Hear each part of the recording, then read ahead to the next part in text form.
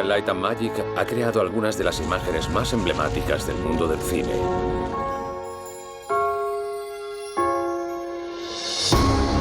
En los últimos 35 años nos han transportado a mundos inimaginables. Sus impresionantes y novedosos efectos visuales han transformado la forma de ver las películas. Ya estamos hartos de ver en el cine un montón de cosas que no deberíamos ver. Nos ponemos a buscar los hilos o los fallos que tienen las películas, pero cuando te hacen olvidarte de todo eso y consiguen meterte de lleno en la magia de la historia, eso es un verdadero éxito. Combinando el arte y la tecnología de forma magistral, han revolucionado el cine y han ayudado a definir una cultura popular. Desde lo sublime a lo ridículo, desde E.T. al trabajo impresionante que hicieron en Transformers, ILM disfruta contando historias de distintas formas visuales. Nos asombran, nos maravillan y nos hacen creer. Es fantástico saber que disponemos de las herramientas para poder mostrar lo que hay ahí fuera, en el mundo. ILM desde sus comienzos ha estado liderando esa búsqueda.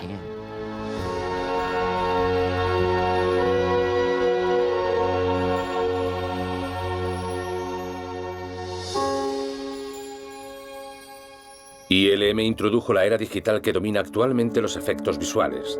Cientos de artistas trabajan en equipo para crear imágenes a partir de diversos elementos que se combinan para crear una ilusión magistral.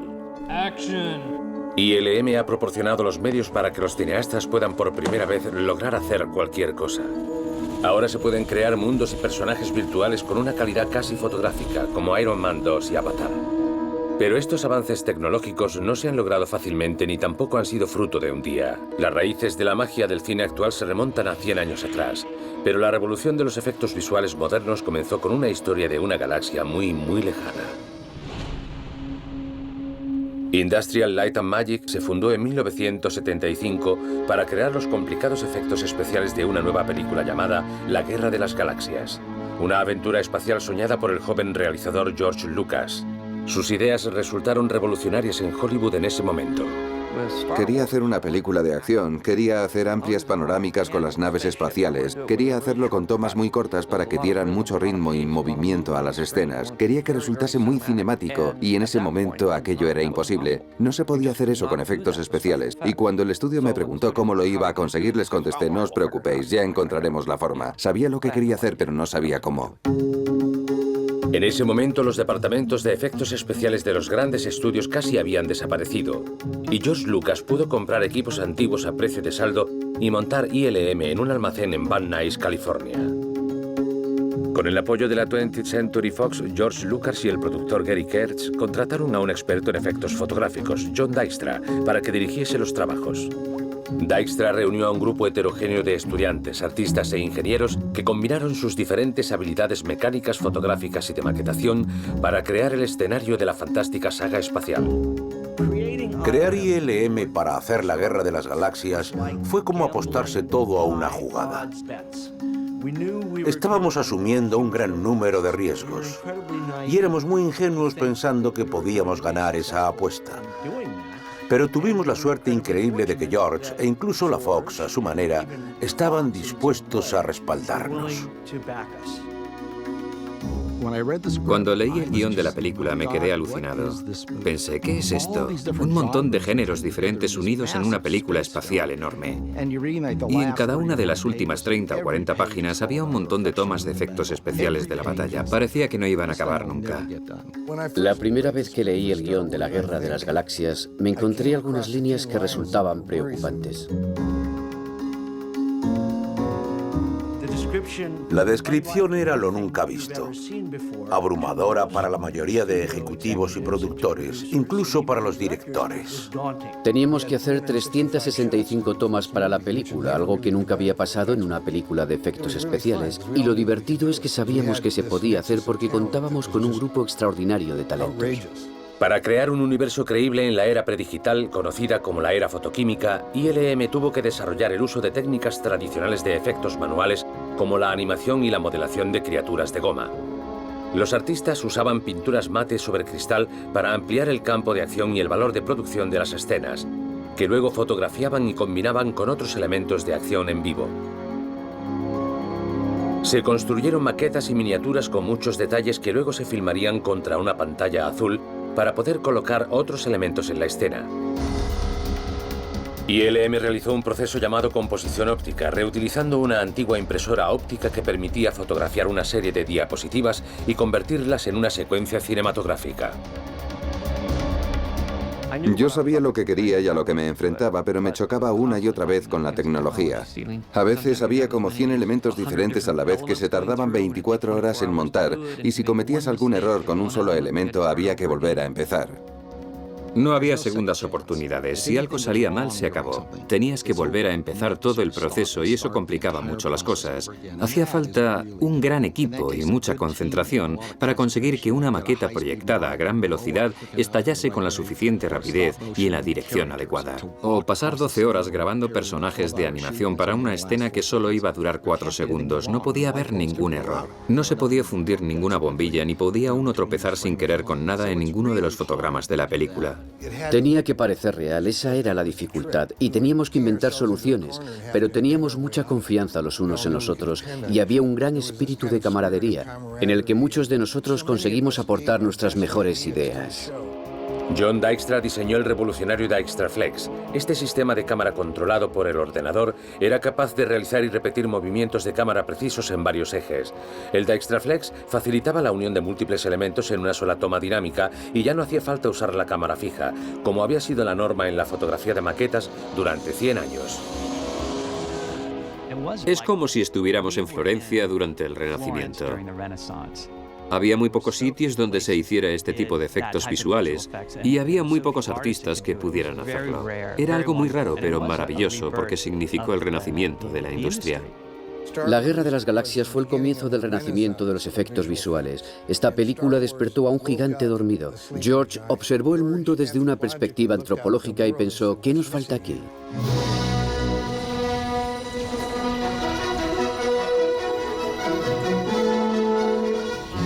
La primera vez que vi La Guerra de las Galaxias fui una de esas personas que junto con mi esposa Cheryl salimos del cine y nos volvimos a poner en la cola de espera para volver a verla. La vi 2 veces el primer día y fue una experiencia alucinante que marcó un antes y un después. Llamé a George y me dijo, por desgracia solo hemos conseguido un 30 o un 40% de lo que quería hacer ahí. Nunca olvidaré cuando vi La Guerra de las Galaxias por primera vez. Yo estudiaba en la escuela de cine y fui el mismo fin de semana del estreno al cine y estuve esperando 6 horas en la cola. Y no se había visto nunca otra película en la historia del cine capaz de entretener al público como lo hacía La Guerra de las Galaxias. To the world-famous Chinese theater come the stars of the biggest box office success in motion picture history. Creo que el éxito de La Guerra de las Galaxias abrió las puertas a toda una serie de géneros de películas que no se habían hecho antes, porque no podían imaginar cómo poner ciertas ideas en imágenes.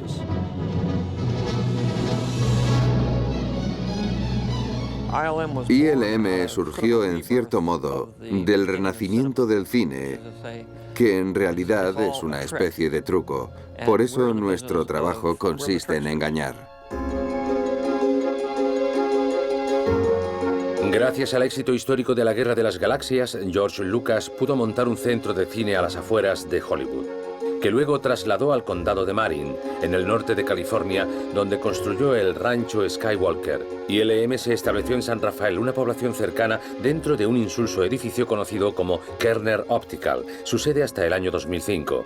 Enseguida empezarían a trabajar en la siguiente película de la Guerra de las Galaxias, El Imperio contraataca. La dificultad que tenía ILM era mantener un grupo básico de gente creativa en el entorno de alta tecnología que necesitaban para trabajar. Estaba claro que para que ILM pudiera sobrevivir, teníamos que encontrar un modelo que diese viabilidad al negocio y permitiese trabajar con múltiples cineastas. ILM abrió sus puertas al resto de la comunidad de cineastas y se convirtió en el primer estudio independiente de efectos visuales que conseguía materializar los sueños de unos directores capaces de hacer películas extraordinarias. La primera película en la que colaboré con ILM fue En busca del Arca Perdida. La mayoría de los efectos especiales se producían al final, cuando se abría el Arca de la Alianza. Con aquellos efectos pretendíamos representar el poder de Dios, por decirlo de alguna forma. Eran los espíritus que salían del Arca.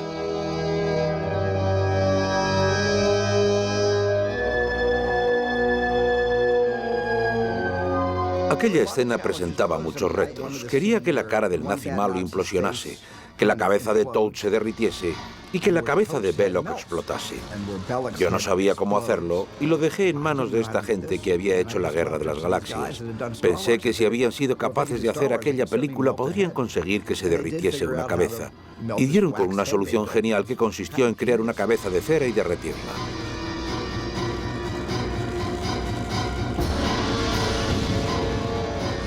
Aquel fue el comienzo de mi relación con ILM. Mientras ILM seguía adelante con los efectos fotoquímicos del momento, George veía el potencial que tenía una nueva forma de crear la magia del cine. Igual que supo ver la relación que podía haber entre los ordenadores y las cámaras y las impresoras ópticas, George pensó que a lo mejor había formas de crear en el ordenador todo lo que había hecho en la Guerra de las Galaxias. Pensó que habría alguna forma de editar con el ordenador y de crear y manipular la música con los ordenadores. Y todo esto le llevó a crear la división de imágenes generadas por ordenador de Lucasfilm, donde empezó a trabajar con Ed Catmull. Me pidieron que trajera técnicos, científicos informáticos y artistas de diferentes tipos para trabajar en esta industria. Uno de los primeros avances en tecnología informática que logró este estudiante de doctorado fue poder crear superficies curvas lisas y envolverlas de texturas. Aquel fue un salto pionero en aquel rudimentario mundo de la computación gráfica. Creo que se plantearon la misión de conseguir un sistema que pudiera crear imágenes para cine que ofreciesen la misma sensación de realismo que una fotografía.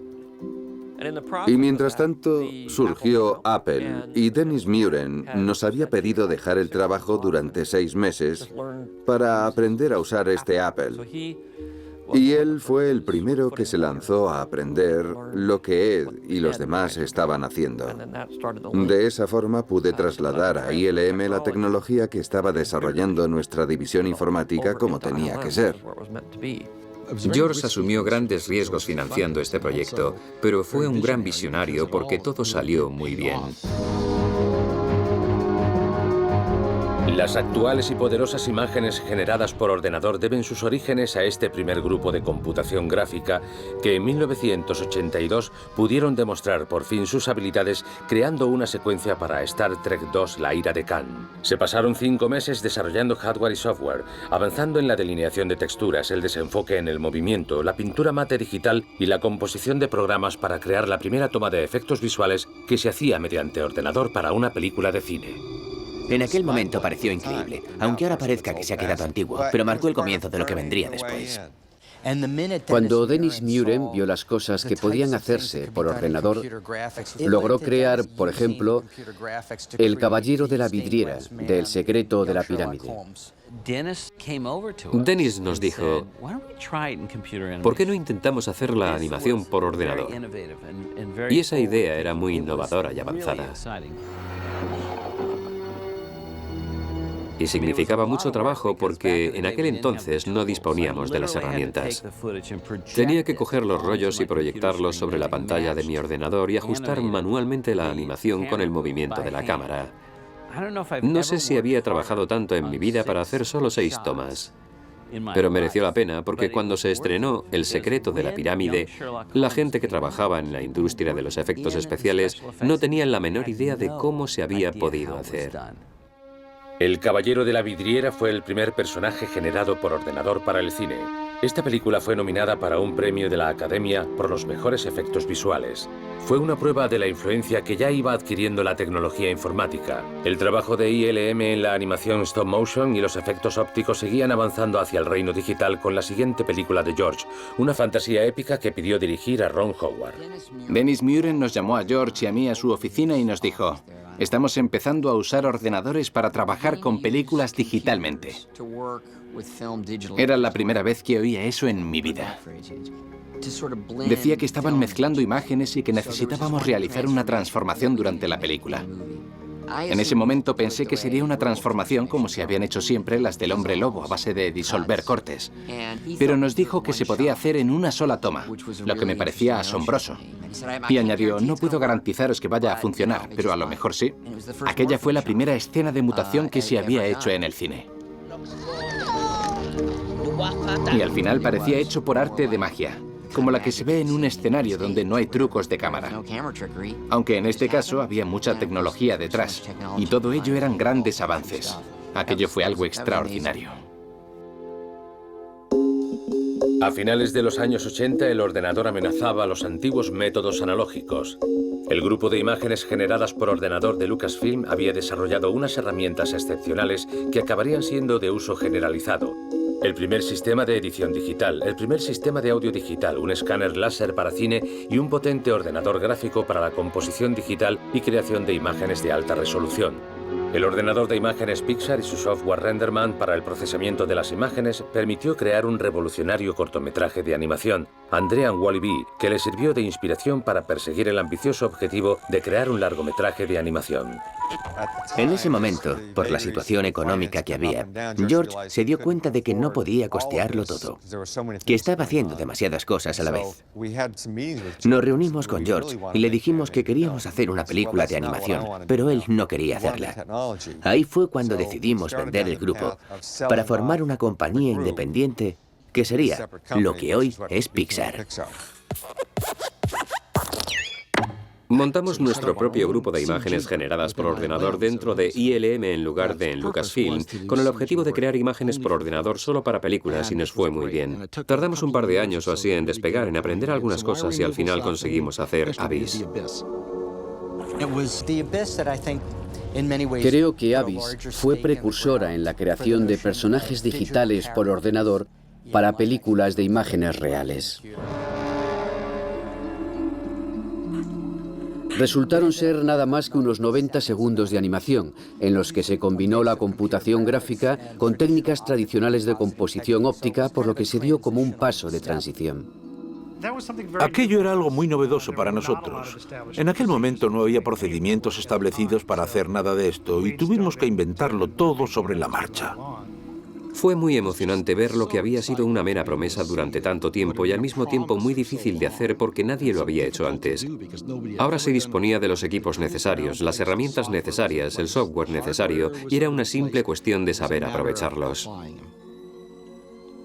Cuando se estrenó Abyss, empezaron a surgir una serie de proyectos que estaban como en espera, porque necesitaban efectos especiales que aún no se sabían hacer. Uno de los casos más directos fue la película Terminator 2. Cuando Jim Cameron pensó que habíamos conseguido hacer lo que buscaba para la película Abyss, creó un personaje para Terminator 2 que era necesario hacer por ordenador. Creo que aquella película significó el mayor avance alcanzado en la computación gráfica. Por primera vez hicimos todo el trabajo mediante composición digital. No se ve en imagen ningún tipo de detalle que delate la existencia de un efecto especial. Parecía como si estuviera realmente allí. Esto lo hicimos en 52 tomas y creo que la mayoría de la gente no tiene ni idea de cómo logramos hacerlo. Para crear el Terminator T-1000 que cambiaba de forma, ILM empleó un revolucionario proceso de escaneado láser para capturar la forma y expresión de Robert Patrick, de manera que sirviera para animar y modelar una versión realista del actor por ordenador.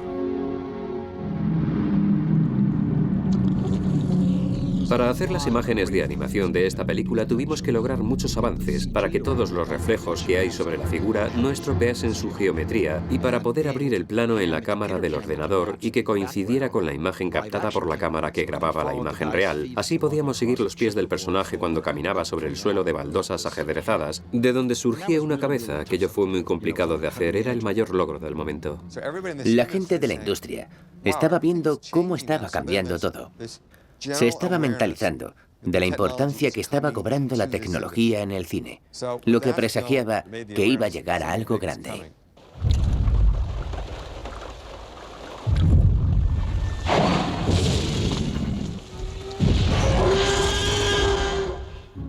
Estaba muy contento de poder hacer los dinosaurios con la técnica que Phil Tippett había logrado dominar, así que decidimos utilizarla en Parque Jurásico. Yo creía personalmente que no se podía hacer Parque Jurásico mediante imágenes generadas por ordenador, al menos los primeros planos de los dinosaurios. Pensaba que solo se podían hacer secuencias de estampidas, porque en el ordenador es fácil clonar cualquier cosa 1.000.000 de veces, ya sean maquetas o dinosaurios.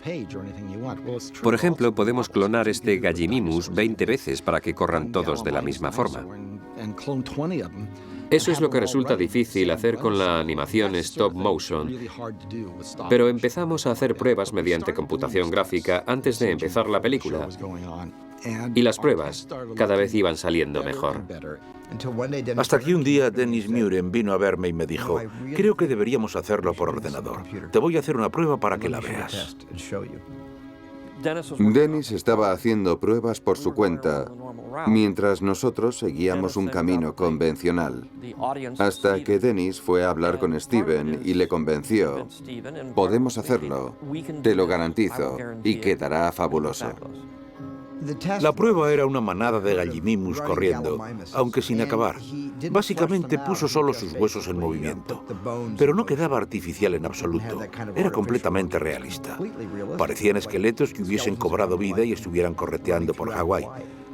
Aquella prueba eliminó prácticamente la necesidad de usar la fotografía de stop motion, y nos quedamos maravillados de lo mucho que prometía esta tecnología en el mundo del cine. No sabíamos cómo iban a quedar las cosas de un día para otro. Veíamos las tomas diarias para comprobar lo que se había conseguido cada día y nos quedábamos asombrados de los resultados. ¿Realmente hemos sido capaces de hacer esto? Pensábamos. No se había visto nada parecido. ¿Dónde están los trucos que llevamos haciendo 80 años en el cine? No se veían, parecía real. Una toma de efectos visuales comienza por una línea en el guión que describe algo. Por ejemplo, un dinosaurio atraviesa un campo corriendo. Y para empezar, ruedas en un escenario real lo que se llama una placa, que es fondo donde después vas a introducir el personaje digital. La placa sirve para crear una topografía virtual que refleja lo que se ve en esa toma. Luego, los artistas crean el personaje en el ordenador, con sus huesos y su estructura, sus superficies y su piel, su color, sus ojos, su movimiento, sus uñas. Lo preparan para que pueda animarse y lo sitúan sobre esa placa de fondo fotografiada, donde terminan por darle animación a través del ordenador. Cuando el director queda satisfecho con la imagen, la componen dentro de la escena. Se graba fuera del ordenador y se introduce en la película con la esperanza de que a todo el mundo le encante en las salas de cine. En este caso, el público no pensaba en ningún momento que lo que estaba viendo no fuese real. Y gracias al excelente trabajo de Stan Winston, que creó reproducciones de tamaño real del Tiranosaurio Rex, pudimos encajar a la perfección los dinosaurios digitales con las reproducciones a escala real de Stan Winston. Así el público a veces no podía distinguir cuál era cuál.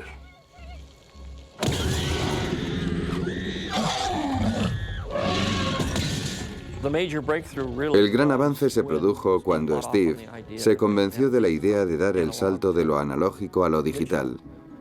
Eso fue lo que lo cambió todo. Después de hacer esos dinosaurios, las posibilidades eran ilimitadas. El momento decisivo desde el punto de vista de la industria lo marcó Parque Jurásico. Cuando se hizo Parque Jurásico, es como si hubiesen girado una página en la historia. El mundo había cambiado.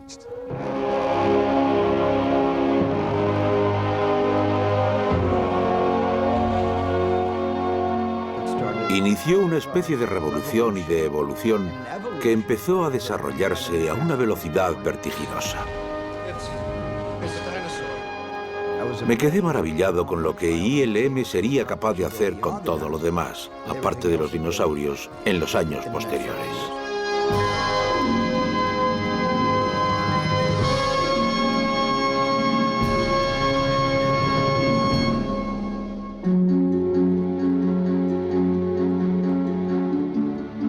El cambio de la cultura analógica a una cultura digital fue un problema enorme. Trajo muchas complicaciones, mucho dolor y sufrimiento para las personas que quedaban al margen por el cambio. Preocupaba a la gente que se dedicaba a hacer los efectos tradicionales porque algún día podían quedarse desfasados. Cuando empecé a trabajar en la formación de imágenes generadas por ordenador, me dijeron que me iba a liar con las fuerzas oscuras. Los talleres de maquetas se veían amenazados por toda esta división que estaba creciendo tanto. Y yo fui una de las primeras personas que dio el salto a la generación de imágenes por ordenador desde el taller de maquetas. Desde entonces lo han hecho muchas más personas y la mayoría con éxito, pero al principio se consideraba una especie de traición. Tuve una experiencia interesante con una toma de la película que salió muy mal. Se había hecho mediante composición óptica y volvimos a hacerla a regañadientes porque no querían hacérnosla con montaje fotográfico digital, a pesar de que era como el día y la noche. Entonces, le enseñé ambas versiones a uno de los técnicos de composición óptica que la había hecho en la primera ocasión y le dije, ¿cuál te gusta más? Porque quería animarle a dar el paso al mundo digital. Pero eligió la versión antigua. Le dije, ¿pero qué estás viendo tú? Ahí me di cuenta de que tenían un problema, una especie de miedo que les impedía reconocer las ventajas de lo nuevo, aunque en este caso terminó siendo uno de nuestros mejores compositores digitales después de ver y convencerse de lo que éramos capaces de hacer. En torno a aquella época, Bob Zemeckis hizo Forrest Gump, que tuvo una importancia similar porque también ayudó a transformar la industria. Lo que había conseguido Parque Jurásico, con sus deslumbrantes efectos especiales en una película de fantasía y ciencia ficción, Forrest Gump hizo justo lo contrario con toda la sencillez posible, mediante efectos invisibles, haciendo cosas que no se habían podido hacer antes, como cambiar las imágenes de los personajes cambiando el movimiento de sus labios, cambiar los cielos y la fotografía para crear una atmósfera diferente. Todo tipo de detalles que podías haber intentado conseguir hacer fotográficamente, pero que no lo habrías logrado hacer. Era una manipulación de las imágenes encaminada a realzar la historia. Hay un momento en Forrest Gump que está jugando al ping-pong a una velocidad de vértigo. Y te preguntas, ¿cómo aprendió Tom Hanks a jugar al ping-pong de esa forma? La respuesta, por supuesto, es que no era real. Solo movía la pala, y la bola está puesta ahí con el programa Renderman. Es un pequeño detalle, pero que realzaba mucho la historia. El público ya no se da cuenta de que estamos utilizando efectos especiales, pero le sirve para meterse más de lleno en la historia. De repente, los efectos visuales sirven para películas dramáticas, comedias y todo tipo de géneros donde no encajaban antes. Y llegado a ese punto, todo el mundo empezó a desempolvar aquellos viejos guiones que tenían pero que no sabían cómo trasladarlos a imágenes. Cuando ILM se acercaba a la centena de películas, se iba a enfrentar a un nuevo nivel de realismo. Fue cuando empezamos a trabajar con criaturas animadas por ordenador. Recuerdo que una vez entró un rinoceronte por una pared y yo tenía que salir huyendo de él. Tenía que imaginarme que me estaba persiguiendo. Este de aquí es el elefante y Phil es el hipopótamo. Vale, ya lo he pillado. Vamos a rodar.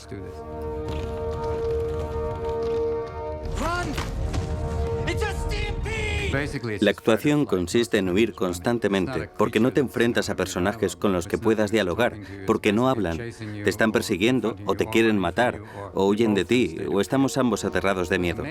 Me sorprendieron los animales más grandes, eran tremendamente bonitos. Me enteré de que habían utilizado algunos de los programas de Parque Jurásico y se los habían aplicado a los elefantes y a los rinocerontes. Y te están orientando continuamente. Te dicen que no puedes ir allí, que mires hacia allá y que no pases por ahí. Que no se te ocurra correr en esa dirección porque hay un hoyo.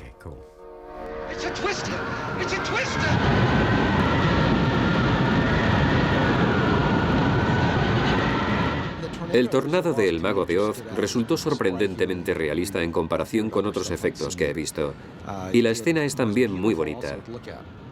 Nunca lo habíamos visto hacer antes y no creo que se hubiese hecho nunca. También me encantó ese diseño cilíndrico precioso. ILM siempre está innovando y es lo que necesita la industria de efectos visuales. Recuerdo que Twister recibió luz verde gracias a una toma de efectos especiales que hacía ILM. Hicimos una prueba y nos sentamos a ver la proyección en Amblin. La toma gustó tanto que la película recibió luz verde en ese momento. Cuando empezamos a trabajar en Twister, nos enfrentábamos con materiales muy orgánicos: polvo, escombros, viento y agua. Eran cosas que no se habían creado en el mundo digital y eran extremadamente complejas. Tuvimos que desarrollar nuestro propio sistema de partículas y una forma de representar las partículas que resultase realista. Para crear imágenes realistas hay que estudiar el mundo a tu alrededor y ver cómo rebota la luz en las cosas, cómo nos ilumina, cómo se arrugan las telas, cómo se mueve la gente o los animales. El fuerte de ILM es su realismo casi fotográfico, que podemos hacer cosas que te puedes creer que son reales. Muchos de los pintores y modeladores suelen dedicarse a hacer únicamente maquetas de superficie dura, como aviones, naves y objetos duros. Pero luego también hay que hacer criaturas orgánicas.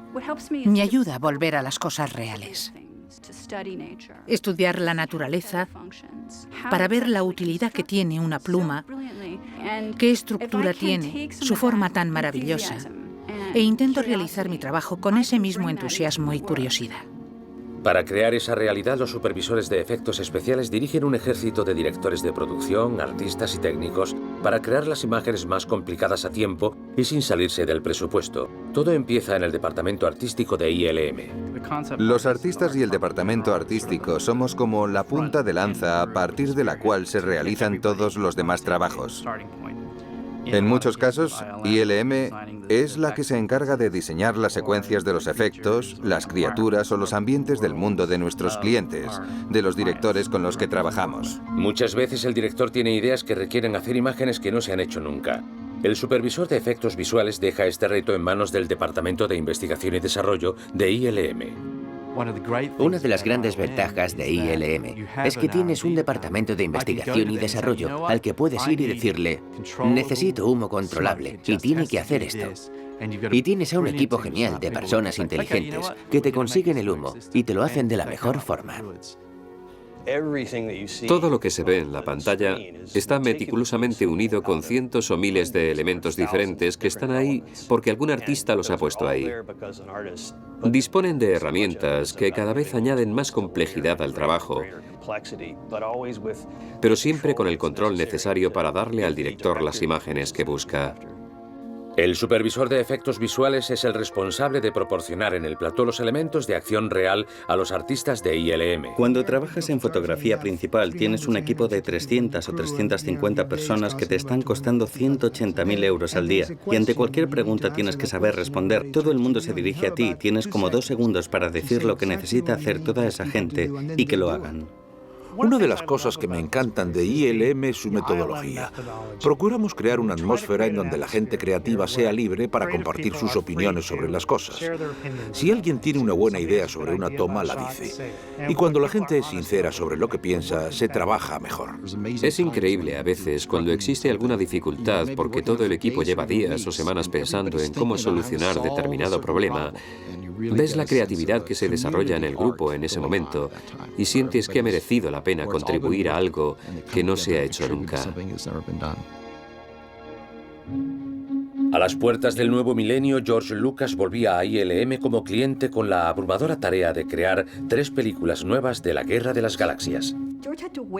George tenía que esperar a hacer las 3 primeras partes porque tenía tantas ideas y quería hacer tantas cosas que tenía que esperar a que apareciese la tecnología necesaria. Y creo que el trabajo que había hecho ILM en toda la década de los 90 le llevó a pensar que, por fin, había llegado el momento, pero que era totalmente posible hacer algo grande. Podía llevar las cosas adelante, tanto por ser propietario como cliente.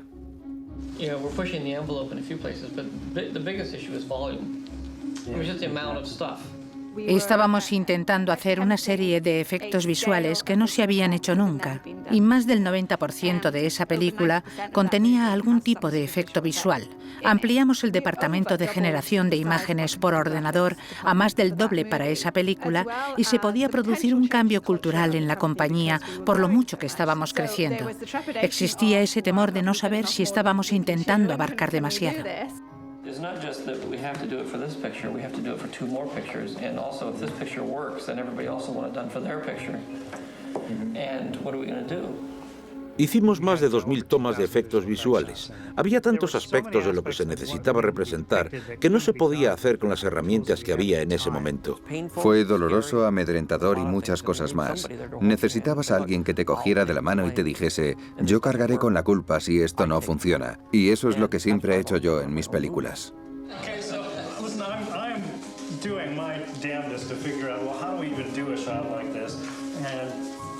Okay, well, these are the techniques I think they're going to be the most bang for the buck. And, geez, well, you just have to be able to animate that in 2 weeks. Teníamos escenas muy densas con cientos de miles de personajes y teníamos que hacer dinámicas de cuerpos rígidos, simulaciones de telas, terrenos sintéticos. La lista de cosas para la que necesitábamos desarrollar nuevas herramientas tecnológicas era tan larga que intimidaba. The real point is how can we manage to change the operating procedures in a way that we can completely revolutionize the way we make movies so that this is all doable. Al principio discutía mucho con los supervisores porque yo quería hacer una cosa y ellos otra. Y a veces yo decía, vamos a hacerlo de todos modos. Y ellos me respondían, no podemos. Y yo insistía, vamos a hacerlo porque sé que podemos hacerlo. Nos proporcionó algo que nunca se había conseguido hacer. Él nos empujó a todos a crecer como compañía y a aprender a crear lo necesario para plasmar su visión.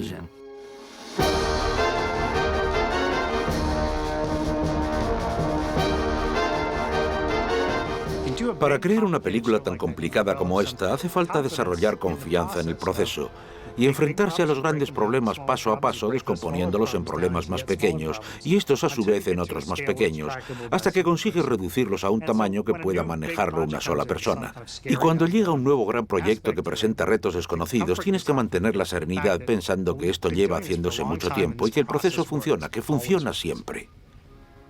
Cuando me pidieron que pintase a Yoda como personaje generado por ordenador, recuerdo cómo era Yoda cuando lo vi en la pantalla del cine y cómo había creado Frank Oz el personaje. Fue un verdadero honor que me pidieran trabajar con él, conseguir la expresión de Yoda. Y era un personaje importantísimo que había que representar bien. The fear of loss is a path to the dark side. En el universo de la generación de imágenes por ordenador, los actores se enfrentaban al reto de actuar en mundos virtuales con personajes invisibles. Eso fue cuando creamos al personaje de Jar Jar Binks. Hay diferentes opiniones sobre este personaje, pero lo que es incuestionable es que era un personaje de animación que actúa junto con los actores en una gran parte de la película.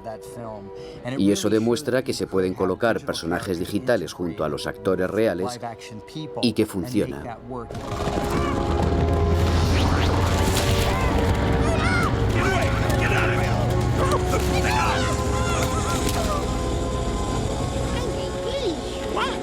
Recuerdo que me encontré con Liam Neeson después de que hiciera las películas de la saga Star Wars y me dijo, Robin, no sé si quiero volver a actuar, lo voy a dejar, creo que ya no puedo actuar. No sé cuánto tiempo he pasado mirando una X, ya no sé de qué va esto. Creo que estoy preparado para hacer un montón de cosas, pero no para estar mirando constantemente a una X.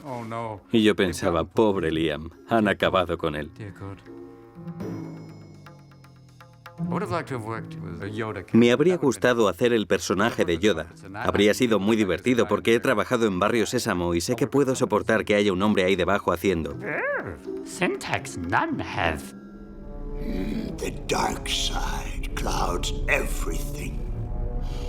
Impossible to see. The future is.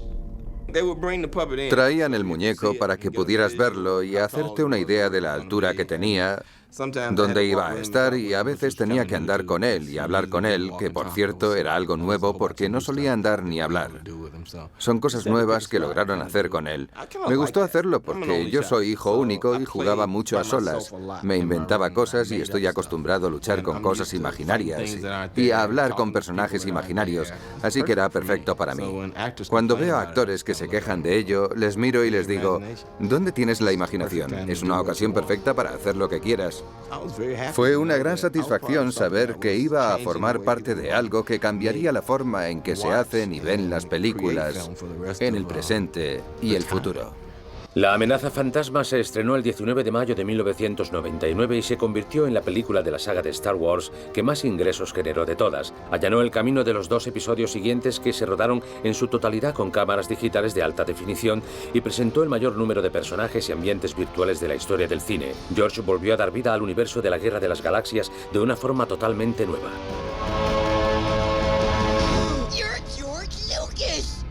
I take it you're here for the Star Wars convention. Oh, dear God. Oh my God, George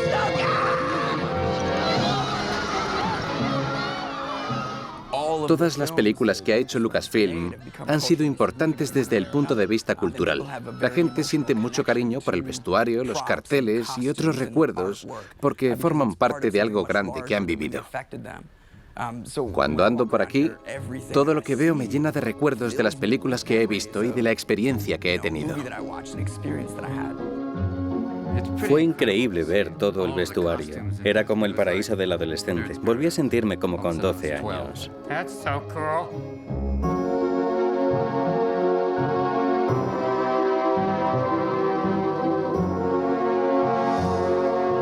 Aunque hayas idealizado mucho un arma, una máscara, un vestido o un personaje, aquí puedes tocarlo y ver que alguien lo fabricó. Lo pintó o le dio forma con espuma, madera o lo que sea. Es muy gratificante llegar aquí y ver estas maquetas que construí hace casi 30 años, porque me traen muchos recuerdos. Había pasado mucho tiempo sin pensar en ellas y cuando las he vuelto a ver, me han empezado a surgir recuerdos de cuando las construí. Pero resulta raro porque no las construimos para que durasen tanto tiempo, ni mucho menos para que estén en museos o en exposiciones itinerantes. Por eso me resulta raro verlas aquí, donde no nos dejan tocarlas, y si algo se rompe, fotografían el lugar de donde ha caído, lo ponen en una bolsita de plástico y lo sellan. Cuando las ves, te das cuenta de que tenían vida en la película, que eran personajes, como Yoda. Moving not. CG take work is. En 2001, ILM recreó la historia como nunca en unas secuencias épicas sobre la Segunda Guerra Mundial en la película Pearl Harbor, que sería el principio de otra serie de logros de la compañía. En 2004 crearon por primera vez un primer plano de un niño digital para una serie de catastróficas desdichas de Lemony Snicket, que marcaba el comienzo de una nueva era de actores digitales. El realismo logrado allanó el camino para las esperadas películas de Piratas del Caribe. Cuando salió el guión de Piratas del Caribe, la gracia estaba en que nuestra tripulación de piratas estaba maldita, y cuando se ponían bajo la luz de la luna aparecían como esqueletos con la ropa hecha jirones, lo cual nos recordó enseguida a Jasón los argonautas. Hay una escena de esqueletos luchando con espadas que es emblemática.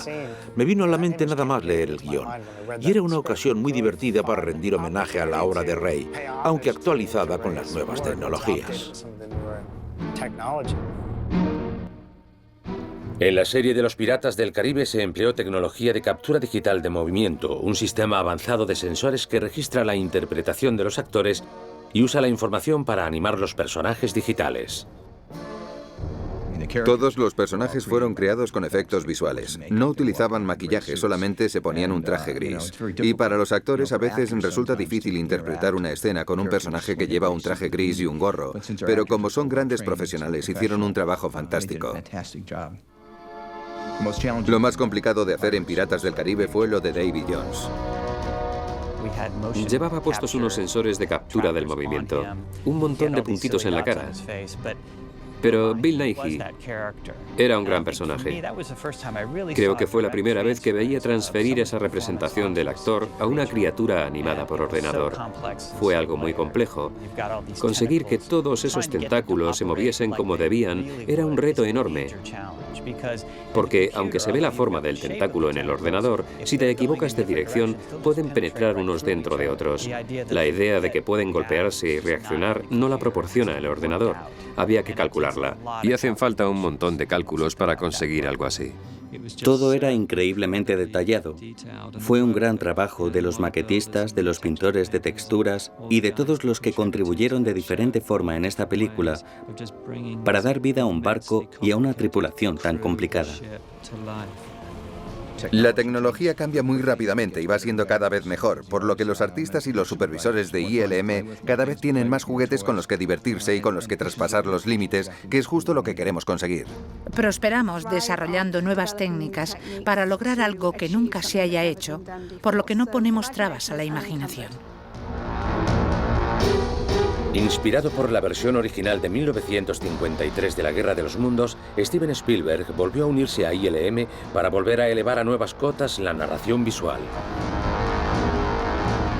Un día tuve una idea disparatada haciendo las viñetas de la escena. Había dibujado una escena dialogada de 3 minutos de duración entre los 2 niños y Tom Cruise en el coche después de escapar de Nueva Jersey.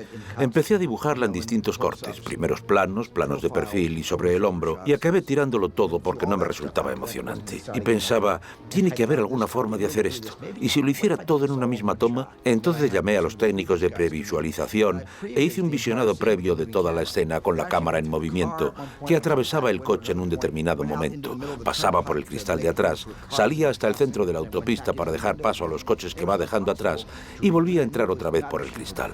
Era un sueño imposible y sabía que no era factible porque no sabía cómo combinarlo, dónde se podían mezclar las imágenes, cómo pegar esas partes tan disparatadas para que pareciesen una sola toma. Y entonces enseñé la previsualización a Dennis Muren y ni siquiera tuvo que pensárselo. Enseguida me dijo, ¿podrías hacerlo en 2 tomas? ¿Y dónde corto?, le dije. Cuando atravieses el coche por detrás, me contestó. Y entonces vuelves a salir con la toma final desde la grúa mientras el coche desaparece en el horizonte. Dennis pensó que no habría ningún problema en hacerlo.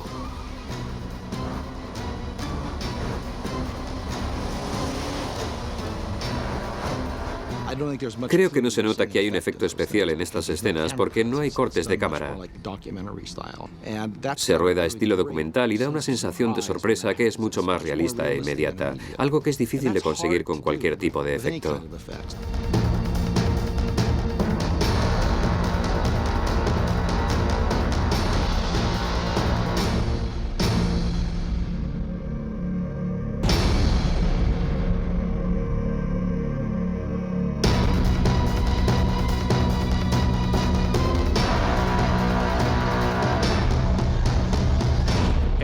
Todo lo que hemos ido consiguiendo hacer en las películas en toda nuestra historia se emplea en cada una de las películas que hacemos ahora.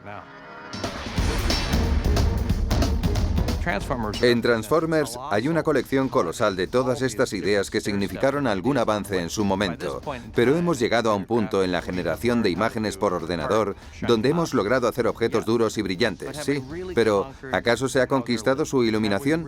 ¿Hemos conquistado un estilo más realista de animación? ¿O un estilo más atractivo? No.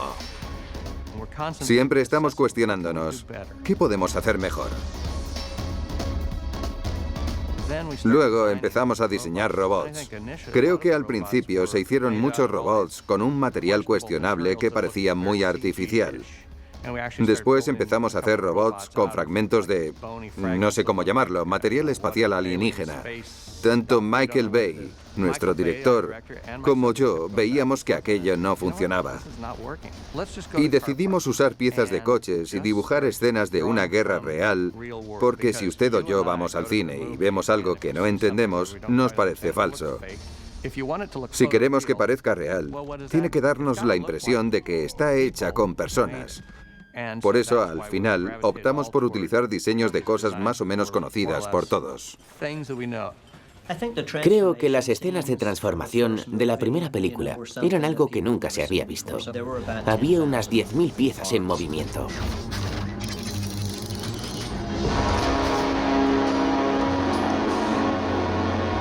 Y todas ellas tenían que desplazarse y articularse entre ellas. Ese tipo de tecnología no existía anteriormente. Aquí ILM volvía a estar en la vanguardia de los avances tecnológicos.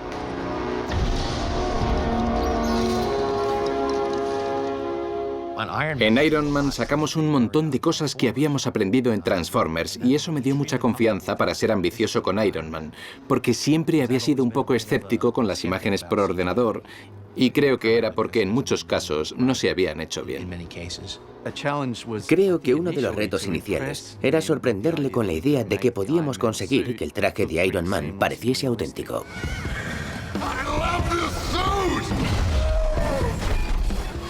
El otro problema es que había unos trajes muy bonitos, creados por los estudios Stan Winston. A Robert le resultaba muy incómodo llevar el traje y le quitamos un par de piezas para que tuviera más libertad de movimientos en los brazos. Aún así le seguía oprimiendo y entonces le volvimos a quitar más piezas. Al final les dije, vamos a quitárselo entero. Tenía la confianza de que podríamos reemplazarlo todo digitalmente, como luego se confirmaría.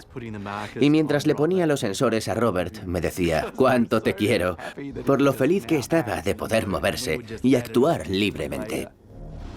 Hubo un momento durante el proceso en el que estaba comentando las tomas y en una de ellas avisé de que aparecía un reflejo que parecía falso. Y Ben Snow, que era supervisor de ILM, fue quien me dijo, ese es el traje de verdad. Estaba haciendo comentarios sobre el traje real pensando que era el digital. Ahí fue cuando me di cuenta de a dónde se había llegado. Y desde ese momento me di cuenta de que la tecnología era buena, porque ya no era posible notar las diferencias. A partir de ahí era cuestión de diseñar la toma de la mejor forma para aprovechar al máximo la tecnología en lugar de cuestionarla. Por eso muchas veces cuando se ve una mala toma de imágenes digitales, se debe más a una mala planificación del director que del artista que crea esas imágenes. Eso supone un gran cambio. Creo que ahora los cineastas tienen que conocer mejor la generación de imágenes por ordenador, porque va a ser una herramienta de uso generalizado.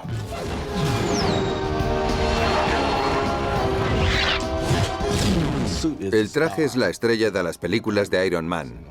Para eso vas al cine, para ver lo que hace el traje, cuando le salen esas cosas de las botas y suena ese... Te dan ganas de tener un traje así. Y el hecho de que te identifiques con ese personaje tiene que ser porque los artistas que han creado el traje seguro que han sacado todas esas ideas de sus propios sueños, de cosas con las que ellos soñaron. Así es como consiguen que uno se identifique con esos personajes. En el año 2009, el director J.J. Abrams dio nueva vida al universo original de Star Trek con la ayuda de los ilusionistas de ILM. El primer reto era conseguir un nuevo diseño de la nave Enterprise. El problema con la Enterprise es que no se podía jugar mucho con ella porque era demasiado emblemática. Sabía que había detrás muchos fans que iban a enfadarse hiciéramos lo que hiciésemos. Por eso pensé que sería mejor modernizarla un poco, pero manteniendo su silueta esencial. Y eso también te pone mucha presión, porque recuerdo cuando hicimos la nueva Enterprise para Star Trek de J.J. Abrams, en la que se mostró al público una primera imagen de la nave y pensamos que nos iban a matar. Tuvimos que decir que habíamos tenido que hacer un programa de traslado de artistas porque se indignaron muchísimo, pero luego salió la película y les encantó. Lo más asombroso es lo que hizo ILM dando vida a estos diseños y consiguiendo que la nave fuese una realidad. Después de la saga de Star Wars, era imposible hacer algo nuevo. No hay un clima, un terreno, un ambiente, un color de personaje, un número de brazos o piernas. Nada que no se haya hecho en las últimas 3 películas de la Guerra de las Galaxias. Puede que en estas 3 películas se hayan hecho más cosas que en todas las películas de ciencia ficción juntas. Y de vez en cuando hay alguien que te dice que Star Trek se hizo antes que la saga de Star Wars. Ya, pero da igual porque George la ha superado. ILM consiguió hacer unos efectos visuales mágicos rodando 2 mundos muy diferentes, uno al lado del otro, a 10 metros de distancia, en el parking del estadio de los Dodgers. El planeta helado Delta Vega donde Kirk queda abandonado se recreó en un decorado parcial bajo el suave cielo de Los Ángeles. Fue muy divertido que se rodasen estos 2 mundos tan distintos, tan cerca uno del otro.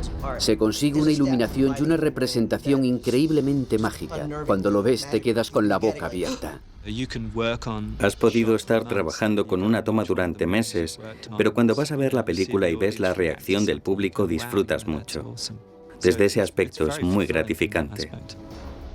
Requiere un gran esfuerzo desde el punto de vista artístico y organizativo, y creo que el hecho de que los resultados sean tan buenos dice mucho de ILM y del trabajo que se hace allí. Es un equipo fantástico, sensacional.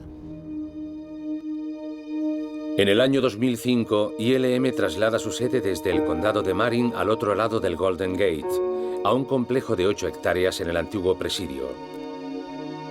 En este gran edificio construido a partir de la Guerra de las Galaxias, el equipo de magos de efectos visuales de ILM sigue intentando lo imposible. Desde sus humildes comienzos en un almacén de Van Nuys a estas modernas instalaciones, ha conseguido transformar la industria de película en película, dejando atrás la fotoquímica y dando paso a la era digital. En los últimos 35 años, ILM ha hecho los efectos visuales de más de 300 películas. Sus innovaciones y su capacidad artística han sido reconocidas con 15 premios de la Academia a los Efectos Visuales, otras 23 nominaciones y la Medalla Nacional de la Tecnología. A través de las salas de todo el planeta, nos transportan a otros mundos con la magia del cine, siempre inspirados para crear lo imposible. Creo que el mayor problema que tiene ILM es su propia reputación. Seguir creciendo y estar siempre a la altura del listón tan alto que se han puesto. Este trabajo es muy complicado y muy intensivo, pero en cierto punto se ha convertido en una especie de producto de consumo y se espera que cuantos más productos saquemos, el coste debería ser cada vez menor. La competencia que tenemos del extranjero es muy dura porque allí los salarios son mucho menores que aquí.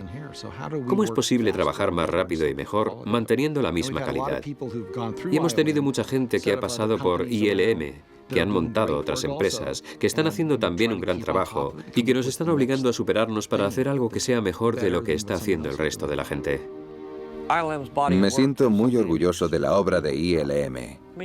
Cuando miras hacia atrás y ves todo lo que ha hecho ILM, es la historia del cine de la última parte del siglo XX y principios del siglo XXI. ILM sigue estando iluminada. Es lo extraordinario que tiene. No es que hayan tenido su momento, sino que es algo constante. Han encontrado la forma de seguir siempre en la vanguardia con nuevas innovaciones. Creo que el mayor logro de ILM no es ninguna película en concreto, sino que han conseguido hacer realidad el sueño de cualquier cineasta, que es darle la capacidad para hacer cualquier cosa. La verdadera genialidad de estas personas es su capacidad para que sigamos creyéndonos lo que estamos viendo en la pantalla. George y su compañía están disponibles para todos los estudios, todos los cineastas. Y en cierto modo es la primera vez que ha pasado, que se haya formado una compañía para que todos podamos hacer realidad nuestros sueños imposibles. George lo ha hecho posible y para todos nosotros.